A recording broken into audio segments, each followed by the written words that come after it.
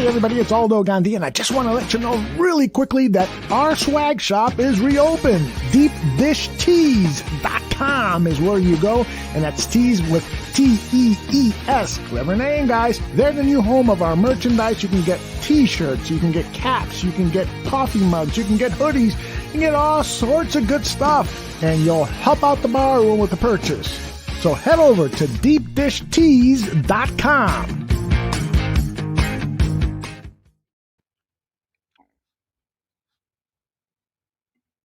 Bears fell to 1-2 with their bomb of a performance against the Browns in Cleveland.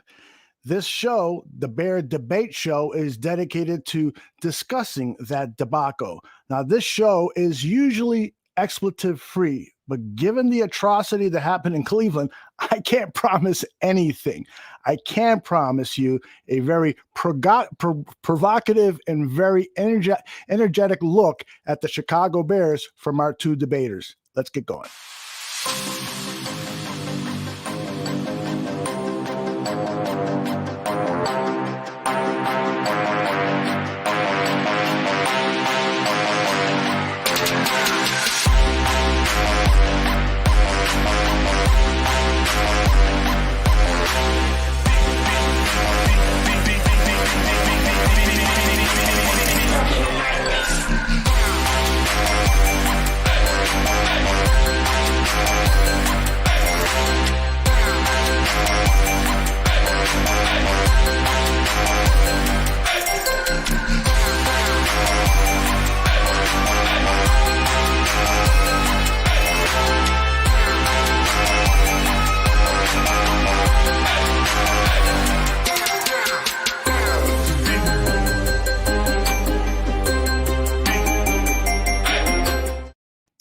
All right, let me bring in our first debater. His name is Tyler Ellis, and there he is wearing his Khalil Mack jersey and all fired up. How are you, brother?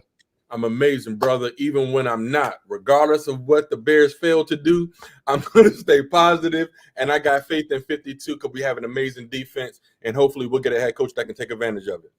Now, on Sunday's Bear football show, we started a couple hours late because I was at the game and we needed time to get organized. And you said you were happy that we started late because it stopped you from going off in a really explosive way. So have you calmed down even more today, or are you backfired up? I mean, I've definitely calmed down, but if it's actually like I'm actually more aware now. I'm actually more aware because it's like, Matt Nagy, I hope he didn't do it on purpose. I don't want to bring that setting. I don't want to put negative energy in the universe, but It's just like the argument with Mitchell Trubisky was that he never got to pick his quarterback. Well, you were in the draft room when Ryan Pace picked his quarterback, and you mean to tell me you couldn't have anything ready for this kid to make him look like this? Was Matt Nagy tired of being asked questions about when will he start and Dalton his guy? Like, was he trying to make a point? And it's just like to set NFL records in the worst way possible, and just once again a playoff caliber defense that's doing its best to stay together. Why would you do this to this young man that could like set his career on the wrong path? And it's like I just want to say I truly feel like a lot of Bears Nation owes Mitch Trubisky an apology. I'm not gonna say that I was right, but it's the fact that when you have a leadership and position that is not willing to let go of his ego for the betterment of the team, it just raises question marks. All right, I'm going to bring in our next debater, who I see already off camera shaking his head when you brought up Mitchell Trubisky. His name is John Buffon, number 55 himself. How are you, John? Positivity, my ass. That was the worst game I've seen in a long time. There's no positive marks to take out of that. The coaching sucked. The line sucked. Everything sucked. So let's try to bring some levity to this situation. Oh, when I say positivity, I mean positivity as in we're going to get a new coach soon. Well, turning I guess that negative would be a positive. So yeah, it's addition by subtraction. All right, this show works very simple in a very simple fashion. I will ask a question of the guys. They've got 60 seconds. One guy takes 30 seconds, and the other guy takes the next 30 seconds to finish the response to a question I will pose. And then we'll talk a little bit about the topic after that round. We're playing 10 rounds today, and we will begin with round one. All right, round one. If the Bears lose to the Lions on Sunday, more people will be calling for heads to roll if they lose. Make your case for the firing of Matt Nagy or Ryan Pace, or tell us why neither should be fired. Tyler, we will begin with you. It's hard to win in the NFL. I'm not saying he should be fired if the Bears lose 23-20. If the Bears go out there and as an offensive unit and they can't put together consistent drives, that shows lack of preparation by the person who came in the offseason and said, I'm taking over play calling. When you're taking over play calling, you're saying, I'm being responsible for the offensive scoring. If you are failing to do that on a consistent basis, you should not be in that position. Therefore, you should be resigned or terminated. I don't need a caveat of the Lions beating the Bears. Nagy needs to go right now, and Ryan Pace can start packing his bags as well. We've seen this offensive guru make an offense worse. We've seen his inability to develop players. We saw what he did to Justin Fields against the Browns. That should be a fireable offense on its own. He's ruining the current state of the Bears. He's ruining the future state of the Bears by killing this kid's confidence. He's going to make him one-read gun shy, like we saw another quarterback, what happened to another quarterback in Chicago. Fascinating way to look at this. You don't need a loss against the Lions. It's done. And take a look at this comment from Herney777. He says the case was made last season. Tyler, what do you think about that? I mean, he's right. He's right. But it's the fact. But it's about the Phillips, and like John says, the family diner. It's about when is the message going to get back to the leadership? We know. We're done. Like, I'm tired of it. Like, it's like, how many chances can you give this guy? I'm not going to bring up Kansas City because I'm going to make John all red and everything. Tired of it. Tired of that excuse. Tired of it. So tired of it all. But the fact that this is what you gave, no, you're right. John is right. My man in the chat was right. Yeah. But at the same time, it's the people that are making those decisions. A Lions win doesn't get him off the hot seat for me. I don't even care if they win, because you should win. Mm-hmm. Yeah, John, I think if we were giving out points for each round, I would give it out for John in round one, just simply because the case has already been made a long time ago. But both of you guys made excellent points. Let's move on now to round two. All right. If the Bears were to make a coaching change, pick a member from the staff, currently on the staff, who should be the interim coach. John, we will begin with you. Listen, I like wild cards, so you know who I'm going to say? I'm saying Juan Castillo. I don't need the head coach to be the play caller, whether that's offense or defense, by the way. If Bill Lazor's calling the plays, I don't need him in charge of time management or in-game decisions. Same goes for Sean Desai. Stick to be a coordinator and run your unit. Give me the guy that may not have head coaching aspirations, but has the respect of the players. Listen, Juan Castillo has over 25 years of experience in the NFL on both the defensive and offensive side of the ball. I think he would be a very calming presence to take over as the head guy there. I think John made some great points right there. And with that, let the coordinators coordinate. And I believe Mike Petty is a consultant with the Bears right now. And I believe he's had I like his aggressiveness, so to speak, and his coaching history. I will make him a good candidate for an interim coach. And worst case scenario, put Khalil Mack as the head coach. I will take that at this point, or Akeem Hicks. At this point, it can't hurt. That's why he's wearing that Mac jersey. He is a representative of the Mac organization. Put him in. Who cares? I love it. Bear Truth 9 says he should have been gone after the second year period. And that, of course, is Matt Nagy. But somebody had an interesting comment here. He says, really, Herne77 again says, really could use a football guy as president. This formula doesn't work. And yeah, I see you nodding your head, John, because this is a topic that you've talked about for a couple of years now on Buffon 55. Please, listen, the whole way that the Bears organization is set up is they don't really have football people running the football operations. They say that Ted Phillips doesn't have anything to do with football operations, yet he's in charge of hiring the GM, and they consult him on some things. Yet Ted Phillips is just really good at making money. He's like an accountant, so he's just really good at making the Bears money. Get a president of football operations who knows what the hell he's doing to hire the GM, because what you're seeing is a systematic problem over the last 40 years. They can't get the GM right. They can't get the head coaching right. So who's that falling on? The people at the top making the decisions. And that's either the president or the McCaskey family, the Hallis McCaskey family. Find somebody that can actually evaluate an executive. Find a guy who's going to evaluate GMs rather than just saying, well, this guy, he interviewed pretty well. Sounds like he knows what the hell he's talking about. We don't have any. I mean, the last time anybody at the top had any football experience was Papa Bear Hallis himself. This is just the family running the team, and they're just trying to figure out who's the right football guy. We'll bring in somebody that can find the right football guy. Absolutely. Tyler, you got anything to add to that about the changes need to be made at the top? I mean, we talked about it on Bear Football on Sunday. We talked about the Browns. They redid their entire front office from top to bottom, and then they went into attack the offensive line.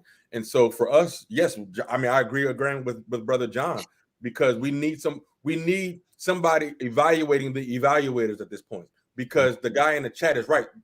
We have good players, but the formula is broken because our offense is getting worse. That doesn't make sense. I'm not saying we should fire our coach every 2 years, because without continuity, you don't have emotional stability. And so it's hard to have any type of structure. You got to let some things run out. But now at this point, Nagy, what tricks are you holding back? What are you holding back that you haven't shown us already? For the fact that you can have a kid with Justin Fields, a freaking a generational talent. I'm going to call him a generational talent in terms of competitiveness, athleticism, and come on. And you couldn't even scheme some quarterback runs? You couldn't even scheme together 3 consistent passes that he can go out there and make? Why is all the good things happen in practice, Matt Nagy? So I know that's off topic, but we need somebody evaluate. The formula is broken. Somebody has to come in there and say, okay, let's cut the emotions. Where are the results? And that, ladies and gentlemen, is the most optimistic man I've ever met in my life about the Chicago Bears. And you just heard what he had to say. We move on.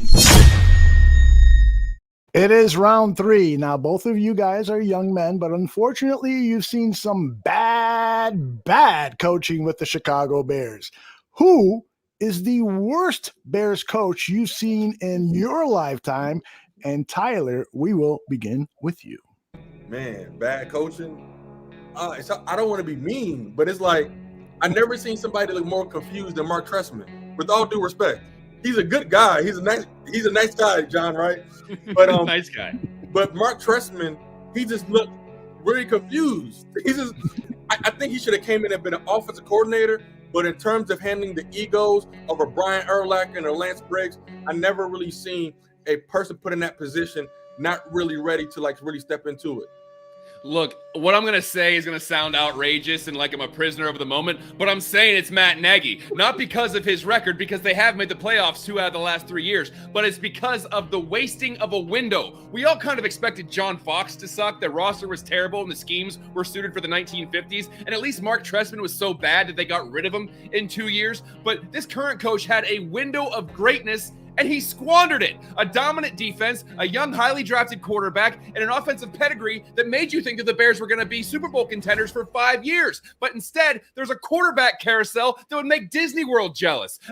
He just squandered an opportunity of greatness, and that's why he may not be the worst, but he's the worst because he didn't deliver. Amen. Wow, John Buffon. He knows how to play this clock, Khalil. Khalil, I called you Khalil. Yeah. Tyler. He just blows right past it. I'm going to keep making my point. Punching after the bell. Punching after the bell. The referee's supposed to jump in. If the referee doesn't jump in, keep swinging. That is good. And lots of great comments here in the chat regarding that very topic we just talked about. And a lot of people side with you, Tyler, regarding Trustman being the guy that should go. But here's a great response. This is the prime reason why that house needs to be cleared, because we got so many bad coaches to pick from. It's a great question. Now, if they were to change the coach next year, Tyler, what kind of a coach would you like to bring in? Would you like to bring in an offensive-minded coach, or do you think that you bring in a defensive-minded coach who you can trust is going to develop your franchise quarterback, Justin Fields? Any thoughts at all on a candidate outside of the Chicago Bears organization? I at this point, we can't just go after the new shiny toy. I want a leader of men. That's what we need here. A leader of men will hire the people to do their jobs. I don't need the best defensive guy. I don't need the best offensive guy. I need my head coach to be responsible for the entire roster. So because an offensive coordinator, let him be a coordinator. Because when you become a head coach, you can't do that coordinating as well as you can do it, because now you have to be available for every aspect of the game. So I personally would like a Mike Tomlin type guy who has the aggressiveness to be able to check guys when you need to check them. Okay, but from an offensive standpoint, I want somebody with the thought process of a Josh McDaniels that can implement a system, or who's the quarterback coach for the Patriots that Josh McDaniels could hire as the offensive coordinator, so Josh doesn't have to be so hands-on. I want a head coach who doesn't have to be so hands-on, but if he is, have his ego in check, that the defense doesn't suffer, the special teams doesn't suffer. And that's why it's about a leader of men that can plant a vision. I want a head coach that's going to say, we are on a mission for the Super Bowl. We want to go to the playoffs. Like, set the vision, cast the dream. You got something to fight for. I'm sick of saying, we're going to see where we're at, and we're going to talk about the Y's, the W's, and the T's. No, I want somebody who can paint a vision, and that's kind of like a Mike Tomlin type guy. Go ahead, John. Yeah, and check your bingo cards if you had week 4 of us talking about who the head coaching candidates are for the Bears next year. So we're already on that train. But you know what? I do agree with Tyler. I know I really don't have a counter argument to that, because I've been saying the whole time, give me a head coach. Look, some of the best coaches in the league are guys who just put people in the right positions. Mike Tomlin had his Bruce Arians for a time. Bill Belichick has his Josh McDaniels. Andy Reid has the Eric Bieniemys, and he's had the Doug Petersons and I guess Matt Nagy. But it's putting people in the right position of where they're going to succeed. So you look at some of the more successful head coaches, they're guys who are just able to lead the vision of their team. Even Mike Vrabel in Tennessee, they're not offensive masterminds. They don't have to be a Mark Trestman. They don't have to be a Matt Nagy, but they can get you the right offensive coordinator, and they can get the right quarterback coaches in to develop your young talent. So I don't need a guy who's has his face buried in a Denny's menu, and meanwhile forgets that he needs to call a timeout, or is not paying attention to game situations, or has to make in-game decisions because he's so worried about what play he's going to call next. Give me a head coach. I don't need someone is just thinking on a different level as far as play calling. Just give me a guy who can put together a really good coaching staff, and then the Bears can have a coaching tree that other people pluck from. We're always plucking from other people's coaching trees. We're always going after somebody else. The hot shot candidate is always off of somebody else's coaching tree. Why don't the Bears set roots down and make their own coaching tree and have someone that can start that? That's what I'm looking for. Yep. I like the name of Louis Riddick. He's come up a few times as a general manager. He might be a great candidate to come in here. And I got to tell you, Tyler, when you said, to bring somebody in here and set the vision, the last time I remember a head coach coming into the Chicago Bears organization and expressing a thought like that was Lovie Smith, when he said, our main goal, he didn't phrase it this way, but he said, we're going to beat the Green Bay Packers. And for the most part, those Lovie Smith teams did a great job against the Green Bay Packers. And so it would be really, really nice for somebody to come in and in that opening press conference, pound the table like you did, Tyler, and say, this is our vision. This is where we're going to go. And we're going to do it because I'm a leader of men. And then John, real quick, and then before that, we freaking fired Lovie Smith, almost cursed this now, after a 10-6 record. And like it's crap like that, because Aldo, it's funny you said that, because when I started the conversation, I was thinking Lovie Smith, but there's no way our front office will bring him back. But that was the last time that I felt that. Mm-hmm. And we fired him with a 10-6 season. Yeah. I looked over all the coaches in my lifetime, and I believe I got the back end of Ditka, and then it was Wannstedt, and then Dick Duran, and then Lovey came in, and then after that was the Trestman, Fox, Nagy regimes. So Lovey was that nice little reprieve, because once that was here, I didn't really, I mean, looking back on it, you forget how long Wannstedt was actually the coach of the Bears and really didn't have a lot of results. They kept him around for quite some time. So we had plenty of coaches, at least in my lifetime, to choose from of who was the worst. We do indeed. All right, we're going to move on now. This is round 4, and I think things get a little tougher here. This might be the toughest question you guys will face in this entire show, because you have a lot of choices to pick from, just like the coach situation, but even more, because I'm going to ask you, pick one play. What's the best play from Sunday's debacle against the Browns that best exemplified the futility of the Bears offense and Nagy's scheme? And we will begin with you, John Buffone. Come out fighting. It's easy for me. 9:29 left in the first quarter. It's 3rd and 2. It's abundantly clear that the Browns overload the left side and the Bears just don't have the numbers. But what do they have called? A pitch to the left to David Montgomery, which didn't work at all. But you know why I picked that play? Because when asked about that play call, Matt Nagy said Justin Fields doesn't have the option to quick pass or pull the ball and run himself. So the head coach knows exactly where the ball's going to go. He knows exactly what's going to happen. He knows he doesn't have the numbers to convert, and he just sits there and says, I called the play. It's going to work because I called it. And I thought about this question, Aldo. It's so frustrating because I just have no faith. I kind of want to say the punt is the best decision, man. The punt is the best decision, because it's like I was hoping our defense would score. Punt the ball away. Hopefully, I was hoping our defense would get a pick 6. I saw nothing that I liked from that offensive play calling, and then it was just horrible, man. You can't pick just one play for us. One play that I truly liked. Yeah. No, I didn't like any. That you dislike. That best exemplified the how terrible Matt Nagy's offense was. I mean, there are so many to pick from. I mean, exactly, and it's like any of the sacks. It's so many bad ones. so many bad ones. But for example, I believe it was even the first quarter, second play, the receivers go into like a drag, but it was like there was no imagination to get the guys open.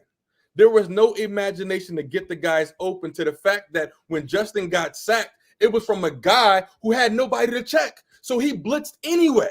And that's what caused the sack, because there was no confusion with the defense. Everybody was covered. I'm like, what are we doing here? It was like playing old school football and just like praying that something would work.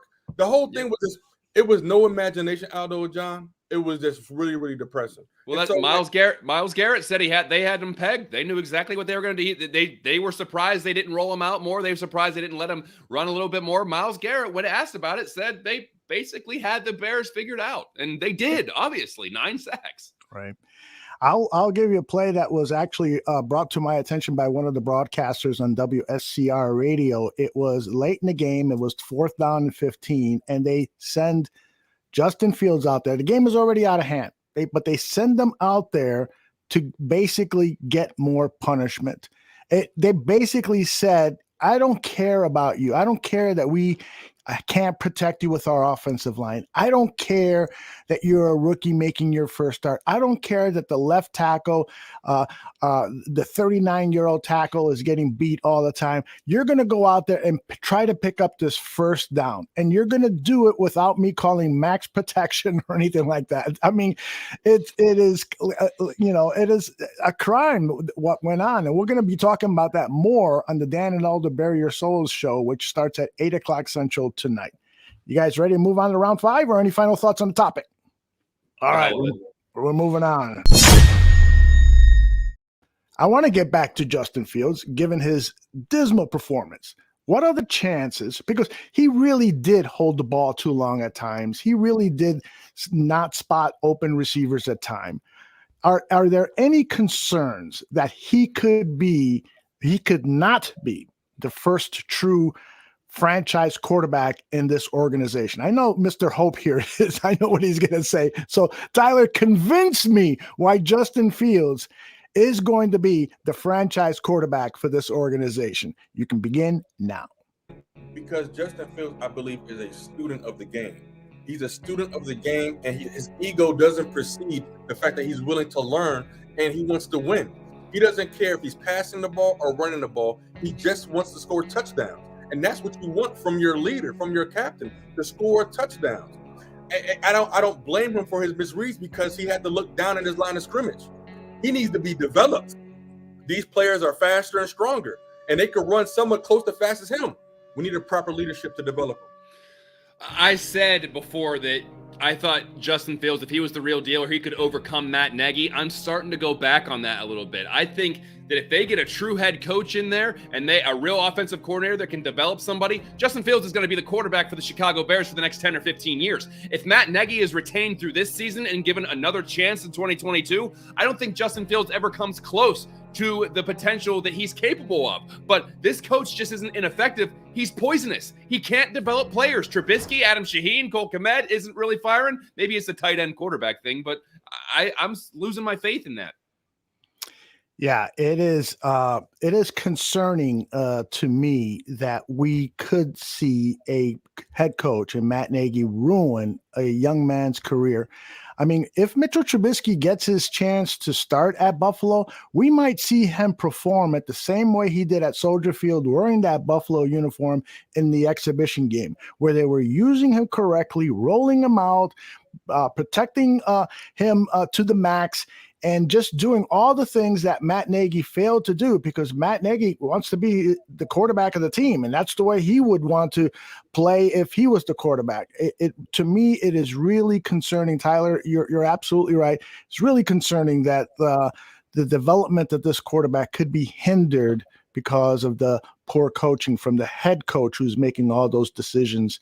And there's some good guys on this staff. I truly believe that Laser and John DeFilippo are guys that you can trust, but Matt Nagy is the one in charge.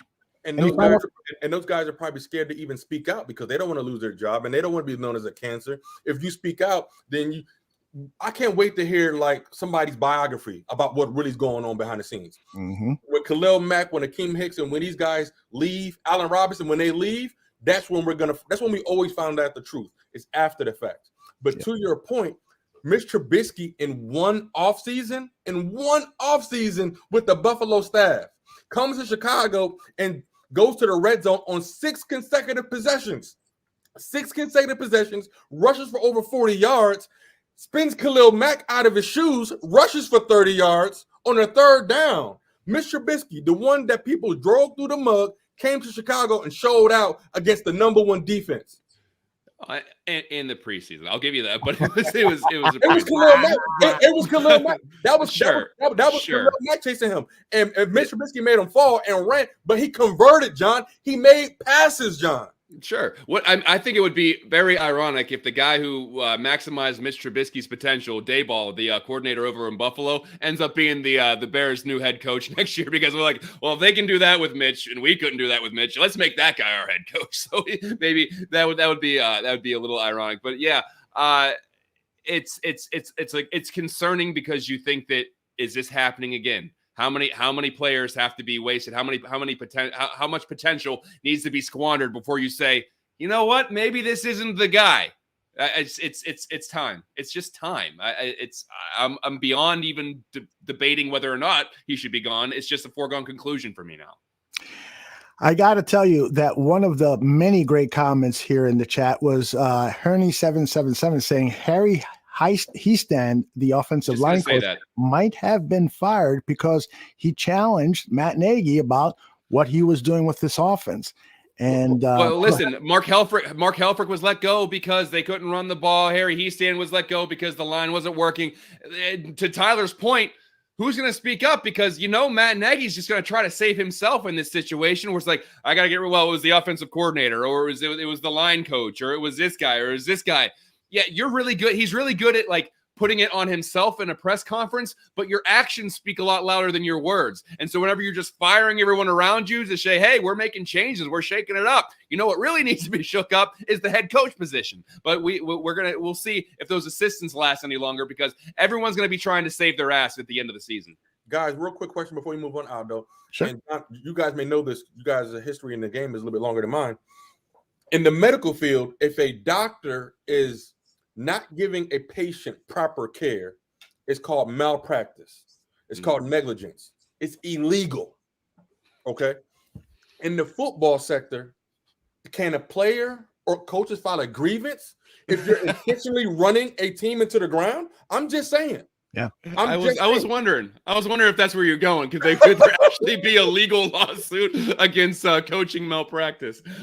It's never happened before, but we have seen tantrums on the sideline. For instance, Nick Foles going at it with Matt Nagy last season.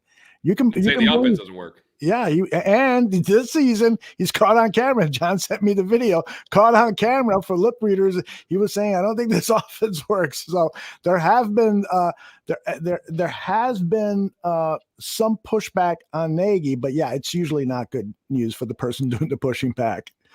All right, guys, we're going to head into a break. We're at that halfway point. We're going to take a 90-second break. So don't go away. We've got a lot more The Bear Debate coming up. Fantasy football players, who do you start? Who do you sit? Find out every Sunday morning at 10:15 on the Fantasy Football Goon Show on the Barroom Network. Baseball at the Barroom.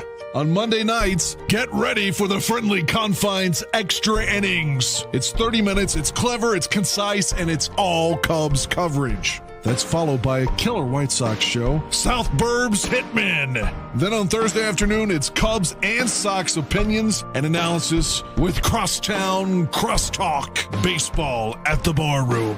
Join us live and or on demand.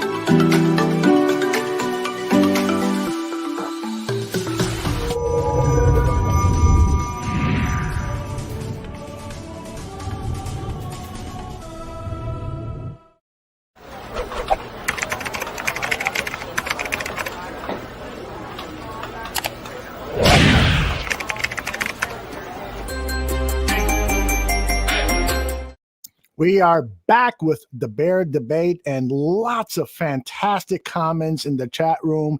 And 4,000 Clover says, Tyler has a point. The team should come together and demand Nagy's firing. That's something that's never happened now in Bears history. We did see after the season when the Bears head coach, who I want to say was Neil Armstrong, was fired, the members of the Bears defense wrote a letter to George Halas and asked if he could please retain Buddy Ryan as the defensive coordinator because they felt so great about him. Halas hired Ditka. Buddy Ryan remained as defensive coordinator. And of course, history was made with the 85 Bears. So maybe the players should write a letter today. All right, guys. Any comments at all before we move on? Because we're doing really good on time here. It's going to be a tweet or something. It's not going to. No one writes letters anymore. That is so true. It's going to be like a group. It's going to be a group chat or a TikTok or something. It's not going to be. No one ever write a letter. Yeah, and maybe Jimmy Graham already did that when he tweeted out that stat about the 1.1 yards per play. So, all right, we move on to round. All right.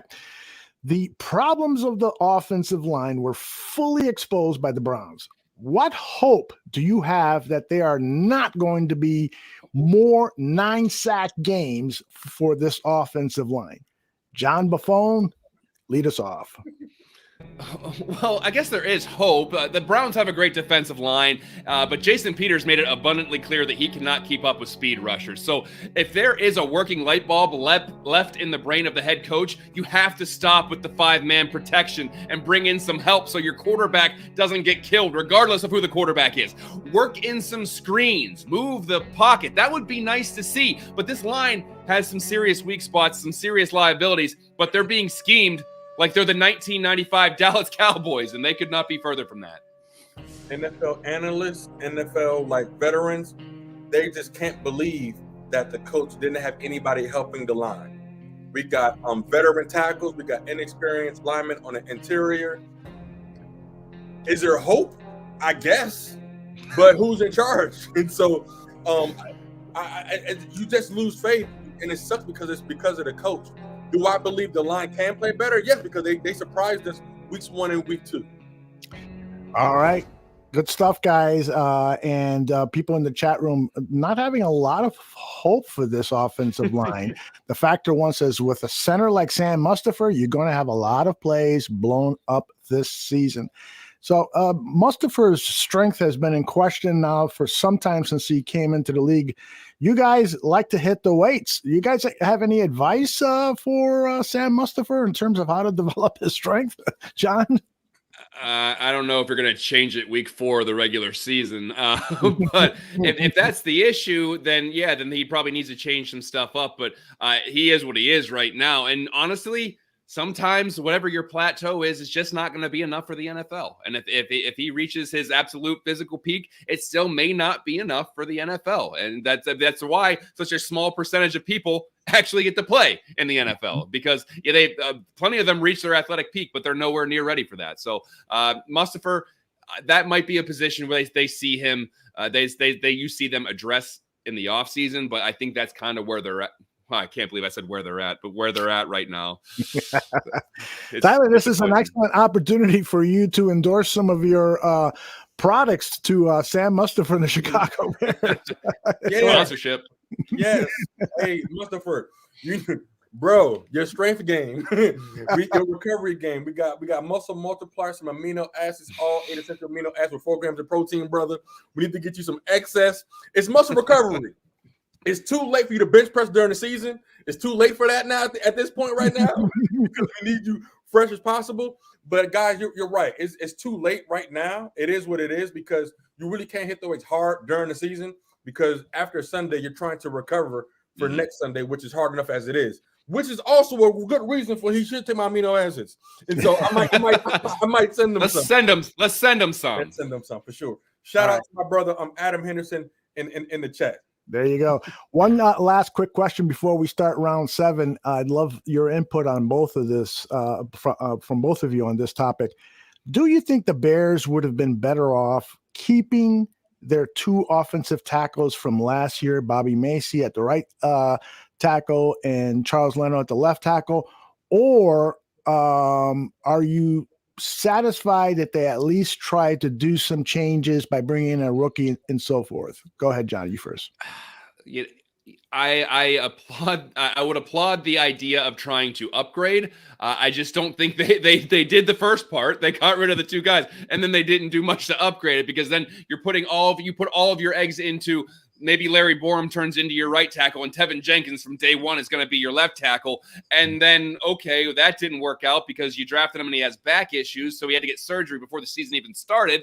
And then you got to sign Jason Peters, who I had started playing during the Reagan administration. So this execution of this plan wasn't very good. If you're asking me right now, would I rather have Leno in there than what they have right now, I can't believe I'd ever say yes, but it's almost a push because I understand the right side. Bobby Massey, that cleared up some space. I was a little surprised they cut Leno just because of the contract situation, but they kind of just said, okay, let's just change for the sake of changing, and it really wasn't an upgrade.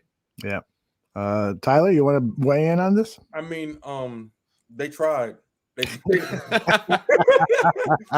tried. I mean, because like we were given, I love Leno's, I guess his durability, if you will. Mm-hmm. That was really, really awesome. It's hard to play every game in the season. I mean, that hurts, guys. I mean, we're watching the game. It's a lot that goes into that. Imagine blocking the Khalil Mack every Sunday. That's you need more than a week to recover from that. And so, but from a talent perspective, I'm just kind of disappointed at the Bears medical staff for not knowing that much more about Jenkins. And you could have attacked the waiver wire or the free agent market sooner after the draft. Like, why did we find out these things so late that we needed to call Jason Peters? There was no intangible. There was no backup plans in place. And so I applaud them for making a change. And week 1, week 2, guys, they did a decent job. Like weeks 1, week 2, we had time to pass the ball. But it goes back to the coaching, the leadership. How could that be a game plan? There's no way you're telling me that 5-man protection held up against our defense in practice. It's no way. And so, like, there's no way. Why would you trot them out there like that with Javier Clowney and these first round? They got over $150-200 million on that Cleveland defensive line. Like, there's no way. Why would you think that would work? So, sorry, you tried. At least you. All right, we move on to round 7. A week after the Bears' defensive line dominated the Bengals at Soldier Field, they go to Cleveland and face what is considered to be one of the best offensive lines in football, and they did well. They did really well. Can this defense sustain a high level of play, given the woes of the offense and the stress that the offense is putting on the defense, leaving them on the field for such long periods of time? Tyler, start us off. If Eddie Jackson was playing like Eddie Jackson, this would be like a top 5 defense. We would have some more interceptions, and so the pass rush and the secondary, they feed off each other. And so, yes, this defense is performing at a high level, but my concern is with Eddie Jackson's physicality when attacking the run, and those are some of the concerns to me. And but I'm loving what I'm seeing from our front 7, even without Eddie Goldman at this point. But Robert Quinn, you couldn't ask more than enough. Like, he's probably one of the most surprising things that happened so far this season. Look, this is the same song and dance that's been going on for the last 2 years. The defense hangs tough. It's a 1-score game going into the second half. The offense is embarrassingly stagnant. Defense gets tired after being trotted out there every 2 to 3 minutes. They get worn down. They give up some big plays, and then the Bears lose by 2 or 3 scores. I say it's not sustainable because someone's going to get hurt. The longer you're out on the field, the larger the chances are that you're going to get injured, and they're getting thrown out there with no offensive support. They gave everything against Cleveland, 5 sacks, but it's still Matty the Clown and the 3-ring circus running the offense, so they can't get any support. Guys, I got to tell you, I was at Cleveland. We were sitting behind the Bears bench, and so you see the players on the bench. They looked so tired at being out there so long. They were giving so much of their bodies. Khalil Mack goes into the tent to have that ankle looked at, strained ankle, strained foot, whatever it was, and he comes on and he's trying to fire up his teammates. Akeem Hicks was definitely laboring for some reason, and yet he kept going out there, play after play, working really hard. What I saw there was a courageous, valiant defense, and I'm just worried that they are being hung out to dry because of the ineptitude of this head coach. All right, let's move on to round number, 8. All right, but the bad news is that not everyone on the defense played well, and I'd like you guys to pick a player you'd like to hold accountable for their performance in Cleveland. It is 60 seconds, and we begin with John Buffon. Although they were running sideline to sideline pretty well, I thought the inside linebacking core was pretty bad against the run. They gave up over 200 yards on the ground. The 3 worst PFF grades on the defense last week were all 3 inside linebackers: Roquan Smith, Alec Ogletree, and Christian Jones. Ogletree has filled in pretty well for Danny Trevathan, but I think most Bears fans want to see Danny T back there, and I haven't heard much about his status. I know he can come off IR, but he would be a big shot in the arm because I think there's just been something missing in the inside linebacking core. I would have to say Mr. Vildor has done somewhat admirably stepping into that role of trying to shut down the other side, but I just see too much space between him and the receiver and not really attacking the ball. And so that's one of my concerns, question marks to keep an eye on. If the pass rush doesn't get there, the defense is looking to attack wherever he's at. Him and Duke Shelley seem to be the weak sides of the defense. And so I would love those guys just to tighten up. All right, interesting that no one brought up this man's name, Eddie Jackson, who 4,000. It's too easy. It's almost too easy because you see him running sideways and throwing those flying shoulder tackles. It's just like, yeah, I know. It's. I just feel like I'd be repeating the same answer I gave a couple weeks ago. He really is a guy that makes Bears fans incredibly frustrated because we know he's got the talent to do some special things. But at this point, it does appear that he is not interested in being a physical safety. And the Bears have a tradition of great physical safeties, 85 or early 80s. It was Fensick and Plank, and then Todd Bell moved in. And then after that, after Todd Bell, it was Dave Durson. And over, we've had physical safeties. But over the last several years, that we've just had problems at safeties, inconsistent play. I was going to use that first swear word, and I promised we were going to try not to, but I yelled that Adrian Amos should stay with the Chicago Bears, and he didn't, and he's gone on to have a great career with the Green Bay Packers. So hopefully Tashawn Gibson is back at that safety position, and that will take care of some of the problems that we have back there, and we don't have to rely on Eddie Jackson meeting anyone in the box because he's just not going to have any success against those guys. All right, round 8. Round 9. That was fast. We did round 8. The Lions lost a tough game against the Ravens at their home stadium when the kicker, Jason Tucker, hit a doinker for a 66-yard field goal, a record. Now, Detroit should come into Chicago roaring for a win. We begin with the man who most exemplifies hope and optimism here at the Barroom. Tyler, you got any hope that the Chicago Bears are going to beat the Detroit Lions? Take it away. I like the Lions head coach. And that's because a good coach has his players, they play above who they really are. And so I feel like, yes, there's hope that we can beat them, but I don't know what we're going to call, guys. I can't tell you what we're going to call. We need Justin Fields to be a magic man. He will have to listen to a play call and say, no, I'm not running that play. I'm changing the play to compensate for the lack of preparedness for this. And so that's where I'm at with it. And that was the positive response. So I look at the schedule so far, and I look at the Bears and the Lions. The Bears get trounced by 2 good teams in LA and Cleveland, and they squeak by a Bengals team that's going to be okay, but not great. The Lions make a really good effort against San Francisco. We're actually leading Green Bay at halftime, nearly beat Baltimore, if not for an unprecedented field goal. I never thought Dan Campbell would look better than a Bears coach, but he kind of does, and Vegas agrees. The Bears are only 2.5-point favorites right now, and you get 3 for being at home. So this ain't no walk-away victory. Yep. I wish I would have pulled the clip from Campbell's press conference and where he was talking about how dejected he was after the loss. It was so authentic, so real. He said that he went to his family and he tried to, keep a positive attitude, but it was just so difficult for him. I'd love to see that kind of authenticity come out of a Chicago Bears head coach. Over the last couple of coaches with John Fox and now with Matt Nagy, it just always seems like they're being less than forthright. They're disguising their feelings and so forth. It just hasn't been a pretty thing.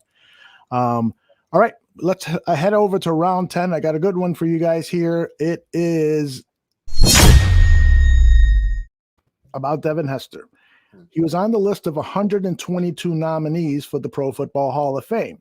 Now, make your case for why Devin Hester should be a first ballot entry winner or just a future Hall of Famer, whether it's year 2, 3, 4, 5, whatever, or that he might not make it in because he's a kick returner. John, we'll start with you.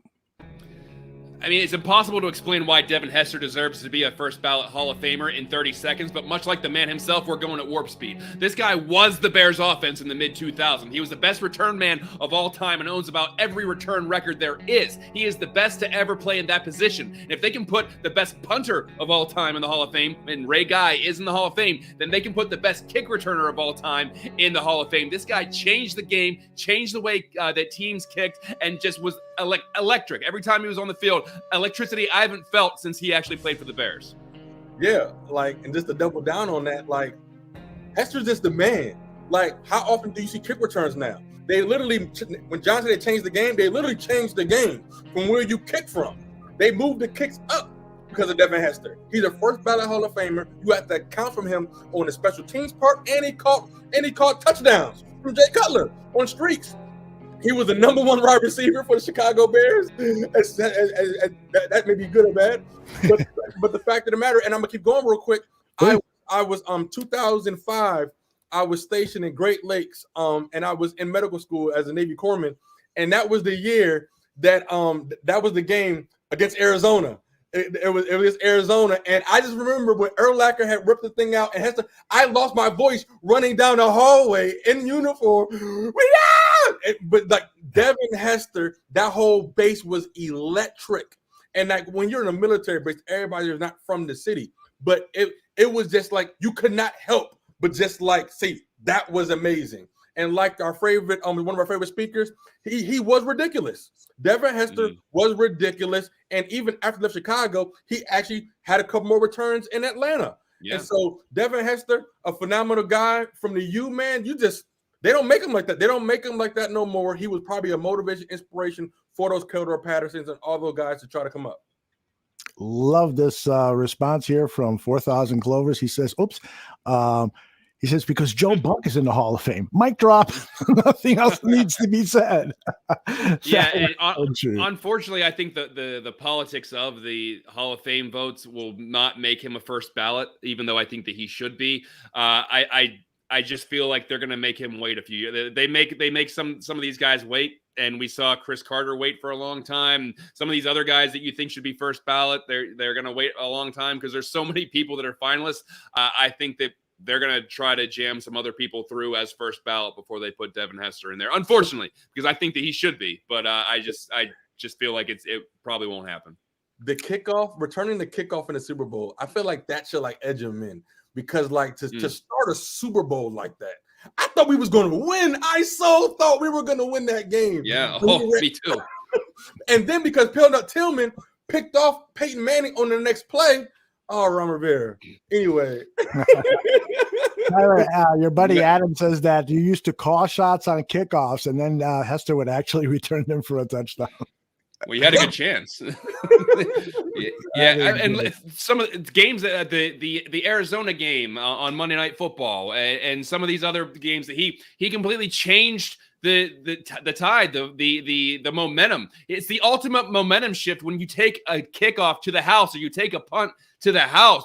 You feed off of that energy. The players feed off that energy. The fans feed off that energy, and so he was just a one-of-a-kind player, and I know there's been some awesome returners in history. Deion Sanders, Dante Hall had his little run as a great returner in Kansas City. Cordell Patterson was a great returner, is still a great returner. But Devin Hester is literally the best. He is the greatest of all time, and he should be in the Hall of Fame. Real quick, I want to move on, but I can talk about Hester all day. I love this guy. That's what I told you. My number was 23. I played DB because I love that number 23 in Jordan, but Hester on a competent offense, that team goes to the Super Bowl all the time. The Bears' average starting field position was to the 40-yard line because the teams will kick it out of bounds. They will kick it out of bounds. They would take the penalty rather than let Hester return the ball. And the Bears, we got the ball on the 40-yard line. We still couldn't score consecutive touchdowns, which sucks. No. But like if you go back to that time, the impact of the game is what the Hall of Fame is supposed to be about. Yep. And before I let you guys go, as we're nearing the end of this episode of the Bear Debate Show, our first one live, by the way, you guys have done great. I want to get your thoughts on two other prominent Chicago Bears who are on that list of 122, and that's Lance Briggs and Peanut Tillman. Do you think that people are saying it's highly unlikely they're going to make it this time around, but do you think that somewhere down the line, either one or both of these guys can make it to the Hall of Fame? Tyler, how do you feel? It would be a lot easier if we would have won that Super Bowl. If we would have won that Super Bowl, that really would have done it. Because Peanut Tillman, Peanut Punch, every single team has employed that into their thing now. Lance Briggs, the defense was designed to run people to his side, and he knocked them out. He delivered. He was the brick wall for their defense. And so, like, hopefully that'd be dope if they just, like, the gods just work out that all three. How dope would it be if all three make it? That would be really awesome. But once again, if we would have won that Super Bowl, I believe it will be first ballots, but hopefully within the next 5 years, that should be done. Peanut Tillman, I mean, he shut down. I'm going to say shut down, but he checked Randy Moss.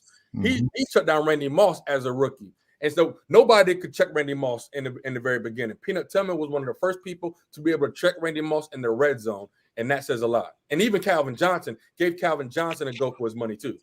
Mm-hmm. The fact that they still call it the Peanut Punch on broadcasts and national TV, I mean, that should tell you all you need to know. I think Peanut Tillman eventually does get in just for his game, the longevity of it and the effectiveness of it, and the fact that he was able to alter so many games with the aforementioned Peanut Punch. Lance Briggs, great player, and ultimately deserving. But you also get that outside linebacker syndrome sometimes in Chicago, where all of the focus was on the inside linebacker, which happened to another 55 that used to play for the Chicago Bears. Whenever all the spotlight is on Brian Urlacher, Lance Briggs is always like that. I hate to say the Scottie Pippen of that, but he's always going to be like they also had Lance Briggs, but he was great in his own right, much like whenever Butkus was around, whoever was on the outside didn't always get the same amount of attention either. So it's kind of, he's good enough to get in, but it's all about, when you're voting, it's all about perception. It's all about what you feel. It's a vote. It's not, there is no actual quantitative formula to get in. It's people voting. So we'll see. Right. And you really need somebody in your corner who is going to do the presentation to the Hall of Fame committee and do a great job at convincing all those voters. When Brian Urlacher, who was a surprise when he made it in at first ballot, not everyone, but a lot of people gave credit to Dan Pompei because he made the presentation to the voters and got them to agree that Ray Lewis shouldn't have been the only inside linebacker going in that draft or Hall of Fame class, that Urlacher should join them. So hopefully Hester will have a Don Pompei or somebody like that really making that convincing case. Xavier. It should be Xavier. Wasn't it Xavier who's calling his plays? Yeah, but it's got to be a Pro Football Hall of Fame writer who meets with the team. So yeah, that's the caveat there. I want to give Peanut Tillman his proper respect. Special FBI agent Peanut Tillman. Yeah, you're right. Don't upset him. Like, let's get him in. All right, guys, let's go around the table and let people know where they can find your work, what you're working on, and then we'll close this episode of the Bear Debate. And those of you who want more Bears talk, stick around, because at 8 p.m. Central, 9 p.m. Eastern, it'll be Dan and Aldo, Bare Their Souls. We'll be talking about our trip to Cleveland and a lot more. We've got some really cool things coming up. But Tyler, take it away, brother. Real quick, once again, everybody joining us live, thank you for giving us your time. We definitely appreciate it. Time is your biggest asset. Like my brother John says, this is therapeutic. I'm kind of over what happened now, and I'm just hoping that our players play better than our coach's coach.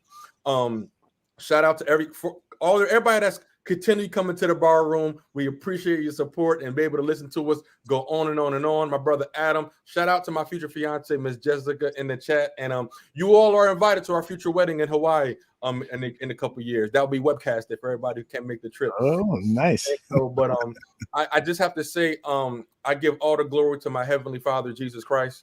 And it's because of him I'm able to do all things. I'm heading to St. Louis, Missouri this week for a leadership conference, and I'm just so blessed to be able to not to be in business, but we be partnered with such like-minded individuals that fight for free enterprise. And especially during a time during our country when there's so much negativity, leadership team development, they really just focus on improving people's self-image and just giving people success principles that you can use in every aspect of life. And we're actually going to the Dome where the Rams used to play, the Dome of America. That's where I'd be at. Over 15,000, 20,000 entrepreneurs in one location. And shout out to my mentors, Mike and Lauren LeBoux. There will be Amway Diamonds. And these are people that have poured into my life, blessed my life. The reason why my brother is debt-free, the reason why I'm debt-free. But it's not about money. It's about having impact and showing people there's ways to be profitable with your consumption outside of a 9-to-5, peace and blessings through profitable consumption, and all glory to God. And so with that being said, I might miss the game, but it's because I'm en route to own the Chicago Bears. And that's why my business means so much to me, because this is a team that I want to own one day. And that's why my business supersedes me watching the game one day. So I will be out on Bear football, but John and Aldo and whoever comes in, they'll do a phenomenal job. I love you guys. Protect your peace and be great. All right, John. Buy the team, Tyler. For the love of God, buy the team. Please. I need a little shake up there, but yeah, just I don't know how I follow that, but once again, appreciate everybody in the chat room. We love all of the interaction. That's why we wanted to do it live, because we want to be able to interact with everybody in this chat room and, get that rage out. I'm sure it starts building up once I wake up in the morning, where I start thinking about it again. But in this setting, it's great to talk about the team we love, no matter how bad they are. And it's great to be with some great people, not just on this show, but in the chat room. So a lot of great programming come up. As Aldo said, Aldo and Dan will be on later tonight. You can check out the live version and download it later. Same with Buffon 55. We are live every Wednesday and then available for download right after the show. We'll be breaking down this Browns loss, but we're also going to be looking forward to Detroit. Jeff Risden will be on to help us break down the Detroit Lions and what the Bears need to do differently to attack Detroit as opposed to what they did against Cleveland. So that'll be a really interesting episode. And then, of course, Bear football directly after the show, as Tyler was talking about, raw emotion right after that show about whether the Bears win or lose. You're going to get real talk from us and a lot of good stuff every day from the bar room talking about the Chicago Bears. We got Greg Gabriel on. We got Mike North on here. Danny Shimon's show will be back up on Thursday breaking down some tape. So anytime you need something to talk about, or you need some therapy to talk about with the Chicago Bears, we got you right here on the Bar Room Network. So we appreciate each and every one of you. Aldo, go ahead and take us out. Ryan wants to know if this show is on every night. I don't have the energy for that, Ryan. Holy crap, man. I'm giving you everything I got. I'm the Bears defense over here. I'm giving you everything I got, and we're still losing. Maybe we should do like one debate question every night of the week. Yeah. Tell you what, I mean, but by the time I get to the end of Buffon 55 on Wednesday night, I'm done. I'm cooked. I sleep until Sunday. I can't do it. Yeah, so Ryan, we've got another Bear show coming up for you, and then make sure you catch Buffon 55 tomorrow, 7:00. And as John mentioned, his guest, Jeffrey Risden, covers the Lions for Lions Wire, but he also does work covering the Cleveland Browns. So, John, if you want to ask him tomorrow his evaluation of that Bears game, but I'm pleading with you, no, don't avoid that topic with him, because I can't stand it any longer. You don't have to plead too hard. You don't have to plead too hard for that.